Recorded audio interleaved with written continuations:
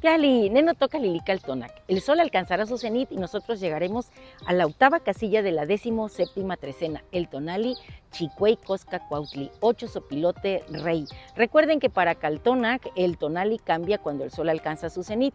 Hoy yo me he venido muy temprano a echarme un chapuzón a este lugar maravilloso porque tenemos en el numeral 8 a Tlaloc, el agua que nos contiene, la lluvia, y también va a estar como señor de la noche, así que hay mucha agua y yo me vine a recibir este día aquí en una alberca maravillosa. Y bueno, decirles que Coscacuautli, recuerden que es ese ser maravilloso que descarna y deja todo en los huesos. Así que yo vine a hacer ese proceso alquímico pensando en ese Coscacuautli y en esta agua maravillosa que es alquímica y que nos transforma. Estamos terminando la senda de los guerreros y recuerda que el gran Yayauqui Tezcatlipoca, cuando terminó su periodo de ser sol, cayó en el mar primigenio y ahí salió convertido en un jaguar.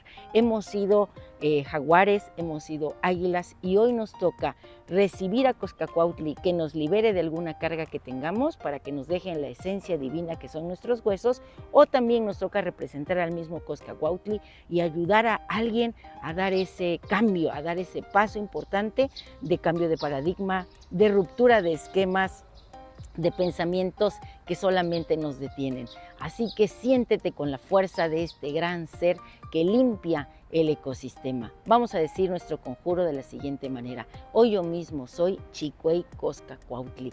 Traigo conmigo la fuerza del gran Sopilote Rey para ayudar a todos a dar un paso hacia adelante, a liberarse, a quedarse en los huesos. También yo soy Tlaloc con toda la fuerza y la abundancia de su ser y que trae el ave Izcuautli. Soy la misma águila que se transforma en el Sopilote Rey.